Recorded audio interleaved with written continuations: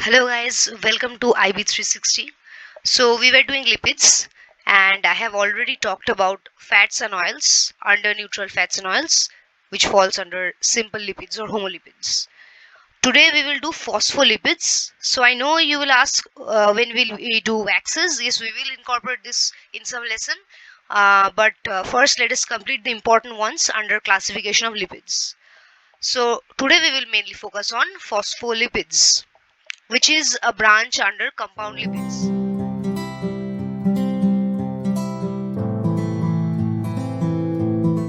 So what are compound lipids? They will have elements other than carbon, oxygen or hydrogen. They will have phosphorus, nitrogen, such additional elements also. So let us delve into phospholipids. So phospholipids are triglyceride lipids where one fatty acid is replaced by phosphoric acid. Now what does this mean? See, I have talked about the structure of neutral fats in my previous video where I mentioned that neutral fats are formed due to esterification of fatty acids and trihydric alcohol.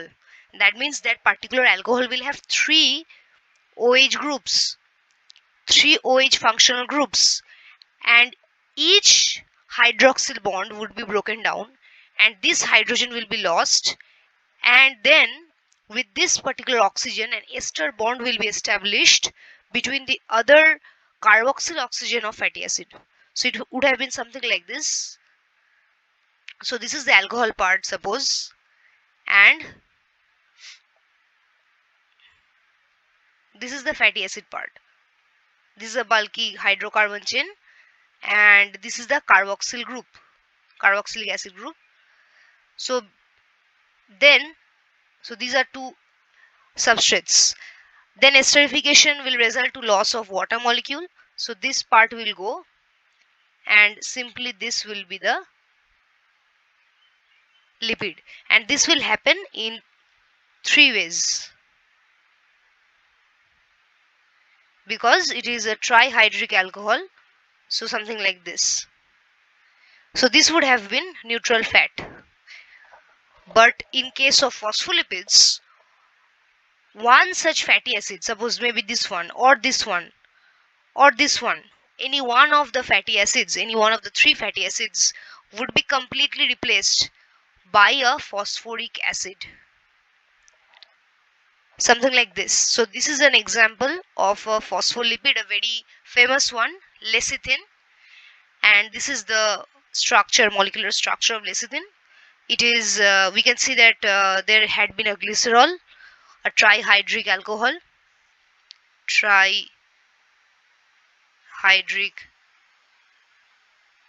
alcohol with three hydroxyl groups and three esterification, three ester bond formation, and we have still two fatty acid left. One is this fatty acid, another is this fatty acid.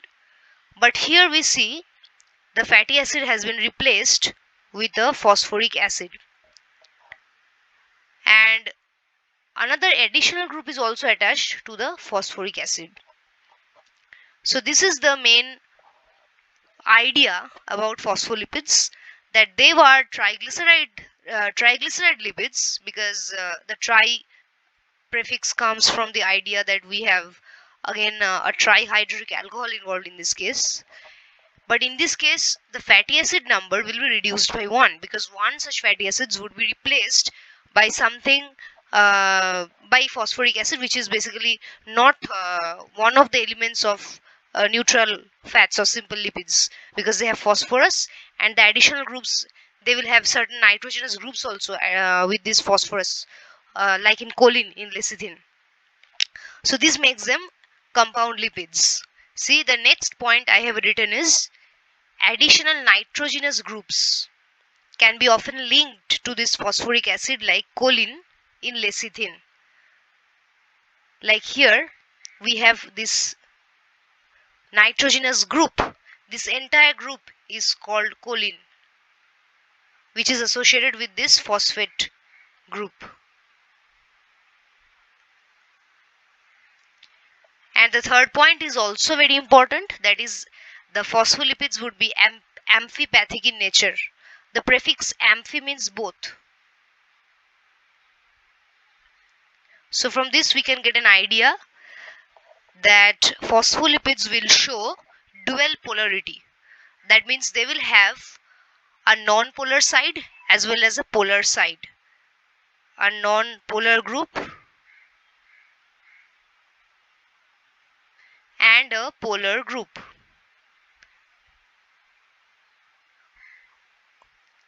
So in my first slide, what did we talk? We talk about 3 points. The first being about the basic structure of phospholipids, which follows something like this, that they are triglyceride lipids where one fatty acid would be replaced by a phosphoric acid. The other two will remain intact. The second point being the phosphoric acid which replaced one of the fatty acids would be often found to get linked to nitrogenous groups like choline in lecithin. Also another example you can write like ethanolamine in cephalin, like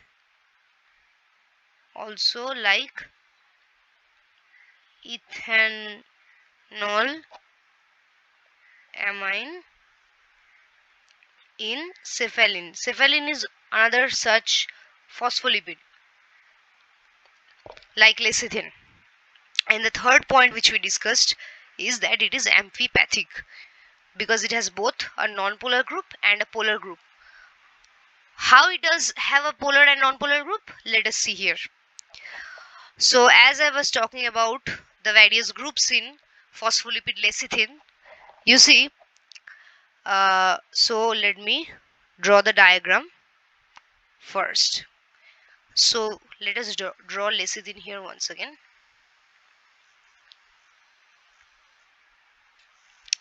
So we will first have the carbon skeleton of glycerol, which is a trihydric alcohol. Why trihydric? Because it will have 3 hydroxyl groups. So up to this part everything will remain same, like in normal neutral fats. We will have the fatty acid intact in case 1, we will have the fatty acid intact in case 2 also. But one of the fatty acids would be replaced by a phosphate group. So this was the phosphate group. Up to this was the phosphate part, but here there is an additional nitrogenous group which is in turn associated with the phosphate group.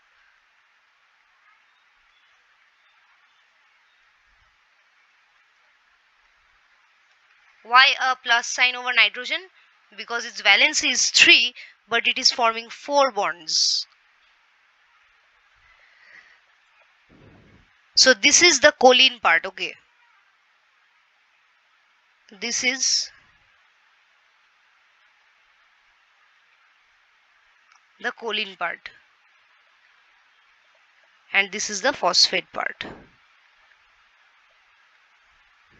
So the thing which I was trying to make you understand is the polarity. How does lecithin exhibits dual polarity? So the phosphate group, or basically this entire part, okay, so this entire part is polar because you see we have charges developed within this group. So this entire part would be polar, but the rest of it will be non-polar because they have bulky hydrocarbon chains. They have bulky hydrocarbon chains like this. So altogether it will be something like this. We have a polar head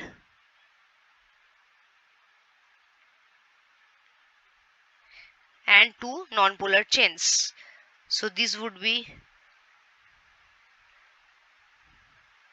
non-polar chains and this would be a polar head. How? Because if this base is glycerol, suppose this base is glycerol, suppose. And these two chains are the fatty acid chains. That means one is this one, another is this one. These are the two chains. Fatty acid chains. Fatty acid phase. And above glycerol, there would be this phosphate group. And then the choline group. Okay. And together, this part is the head, the polar head. So together this part is this particular head. This is the base, which is glycerol, and the two chains, the non-polar chains, which would be hydrophobic, would be these two chains. Okay, the word hydrophobic means to have a phobia of water. Phobic means have a fear of something. So water hating elements, which would be these two chains, these two fatty acids, they would hate water. And the head, which is this polar head, they would be hydrophilic, water loving. They would have a tendency to get attached to water molecules. Okay, let us see another structure over here. See, this is the diagram which you must understand carefully. See, this is water and these are the hydrophilic heads. So what would be this? This would be nothing but the phosphate heads with choline attached to them. And these two chains would be the fatty acid chains. Okay, so now can you recognize this particular structure overall? Yes, you are definitely right.